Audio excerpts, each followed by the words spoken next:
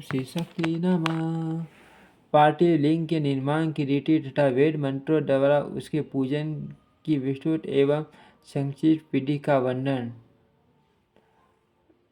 तदंतर पार्थिव लिंग को श्रेष्ठता तथा महिमा का वर्णन करके श्रुति जी कहते हैं, महर्षियों अन्य मैं वैदिक ठीक से दिखाई नहीं दे रही इसलिए आगे बढ़ रहा हूँ, सॉरी माफ करना। वैश्यों के माँ धनपति का पद करने वाला है तथा सुंदर शिवलिंग की शूद्र को माँ सूर्य देने वाला स्फटिकमय लिंग तथा बाण लिंग सब लोगों को उनकी समस्त कामनाएं प्रदान करते हैं।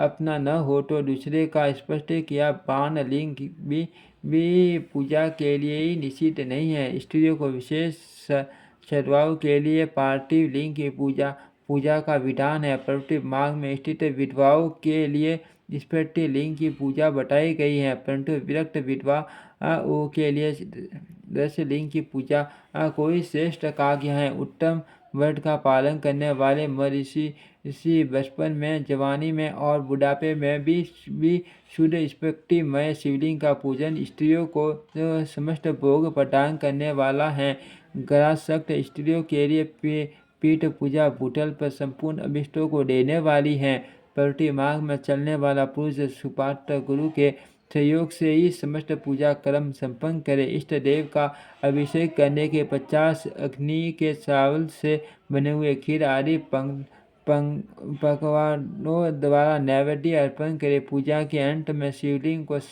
को समुद्र में पटार कर घर के भीतर पटक रख दे। जो निवृत्ति मार्गी पुरुष है उनके लिए हाथ पर ही शिवलिंग पूजा का विधान है। उन्हें भिक्षादि से प्राप्त हुए अपने भोजन को वही नैवेद्य रूप से निवेदित करना चाहिए। निवृत्ति पुरुषों के लिए सूक्ष्म लिंग श्रेष्ठ बताया जाता है। वे विभूति के द्वारा पूजन करें और विभूति कोई नैवेद्य रूप से निवेदित भी करे। पूजा करके उस लिंग को सदा अपने मस्तक पर धारण करे। विभूति 3 प्रकार की बताई गई हैं, लोक जनित, वेदाग जनित और शिवअग्नि जनित। लोक जनित या लौकिक भस्म को द्रव्यों को शुद्धि के लिए ला कर रखे। मिट्टी, लकड़ी और लोहे के पात्रों की धान्यों की टील आदि द्रव्यों की वस्त्र आदि की तथा परिवेशित वस्तुओं की भस्म से शुद्धि होती है। कुत्ते आदि से दूषित हुए पात्रों की भी भस्म से ही शुद्धि मानी गई है। विभूति 3 प्रकार की बताई गई है, लोक जनित, वेदाग जनित और शिवगण जनित। लोक जनित या लौकिक भस्म को द्रव्यों की शुद्धि के लिए लाकर रखे। मिट्टी, लकड़ी और लोहे के पात्रों की धान्यों की टील आदि द्रव्यों की वस्त्र आदि की तथा परिवेशित वस्तुओं की भस्म से शुद्धि होती है। कुत्ते आदि से दूषित हुए पात्रों की भी भस्म से ही शुद्धि मानी गई है। वस्तु विशेष की शुद्धि के लिए यथा योग्य सजल अथवा निर्जल भस्म का उपयोग करना चाहिए। वेदाग्नि जनित जो भस्म है उसको उन वैदिक कर्मों के अंत में धारण करना चाहिए। मंत्र और क्रिया से जनित जो होम कर्म है वह अग्नि में भस्म का रूप धारण करता है। उस भस्म को धारण करने से वह कर्म आत्मा में आरोपित हो जाता है। असुर मुट्ठीधारी शिव का जो अपना मंत्र है उसे पढ़कर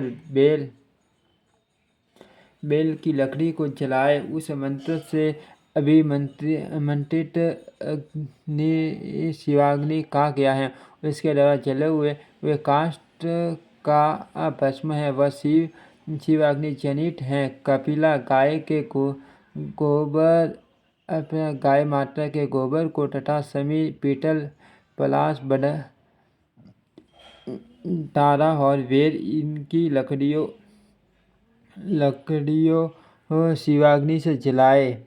शुद्ध भस्म शिवाग्नि जनित माना गया है अथवा कुट की अग्नि में शिव मंत्र के उच्चारण पूर्वक काष्ठों को जलाए। फिर भस्म को कपड़े से अच्छी तरह से सान कर नए घड़े में भर कर दे। उसे समय समय पर अपनी कांति या शोभा की वृद्धि के लिए धारण करे। ऐसा करने वाला पुरुष सम्मानित एवं पूजित होता है। पूर्व काल में भगवान शिव ने भस्म शब्द का ऐसा अर्थ प्रकट किया था जैसे राजा अपने राज्य में सारभूत को ग्रहण करता है, जैसे मनुष्य सस्य आदि को रांग कर उसका सार ग्रहण करते हैं, तथा जैसे नाना प्रकार के भक्ष्य भोज्य आदि पदार्थों को भारी ग्रहण करके जलाकर साटर वस्तु ग्रहण करता है, उस साटर वस्तु से संवेदना का पोषण करता है। उसी प्रपंच करता परमेश्वर शिव ने भी अपने में आद्य रूप से प्रपंच को जलाकर भस्म रूप से उसके सात तत्वों को ग्रहण है। प्रपंचों को दग्ध करके शिव ने उसके भस्म को अपने में लगाए हैं। राग भभूत पोतने के बहाने जगत के सात तत्व ग्रहण किया है।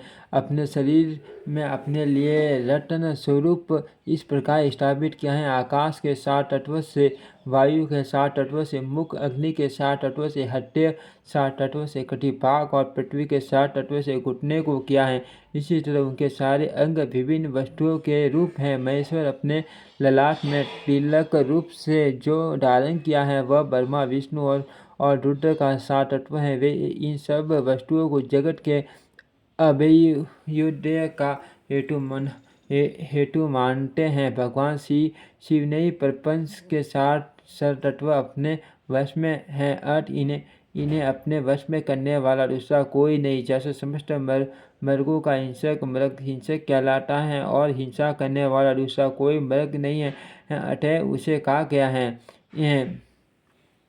सकार का अर्थ है नित्य सुख एवं आनंद, अर्थ है पुरुष, और वकार का अर्थ है अमृत स्वरूपा शक्ति। सबका सम्मिलित रूप ही शिव कहलाता है। अर्थ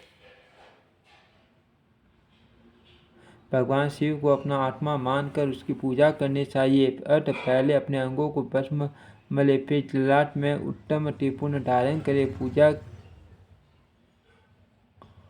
पूजा काल में सजल भस्म का उपयोग होता है और द्रव्य शुद्धि के लिए निर्जल भस्म का गुणातीत परम शिव राजस आदि सेविका गुणों का अवरोध करते हैं, दूर हटाते हैं। इसलिए वे सब के गुरु रूप का आश्रय लेकर स्थित हैं। गुरु विश्वासी शिष्यों के तीनों गुणों को पहले दूर करके फिर उन्हें शिव तत्व का बोध कराते हैं, इसीलिए गुरु कहलाते हैं।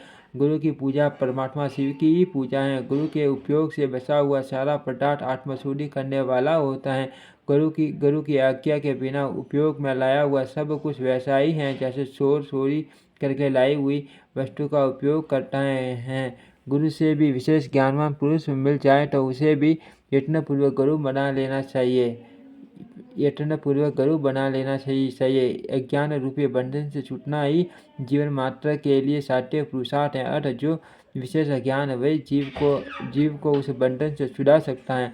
जन्म और मरण रूप द्वंद्व को भगवान शिव की माया ने ही अर्पित किया है। जो इन दोनों को शिव की माया के ही अर्पित कर देता है वह फिर शरीर के बंधन में नहीं पड़ता। जब तक शरीर रहता है तब तक जो क्रियाएं अधीन है वह जीव बुद्ध कहलाता है। स्थूल सूक्ष्म और कारण तीनों शरीर को वश में कर लेने पर जीव का मोक्ष हो जाता है। ऐसा ज्ञानी पुरुषों का कथन माया चक्र के निर्माता भगवान शिव ही परम कारण हैं।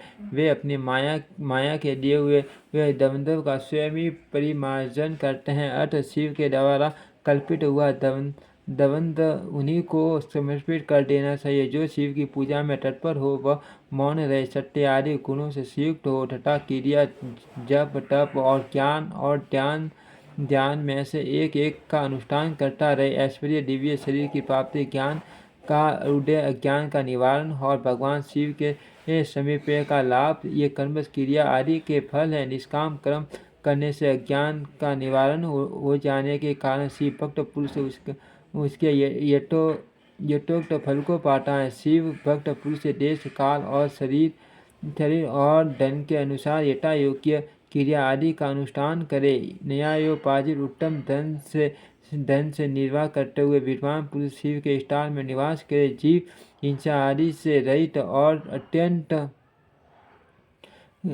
कलेश शून्य जीवन बिताते हुए पंचाक्षर मंत्र के जप से अभियंत्रित अन्न और जल को सुख स्वरूप माना गया है। अथवा कहते हैं कि दरिद्र पुरुष के लिए भिक्षा से प्राप्त हुआ अन्न ज्ञान देने वाला होता है।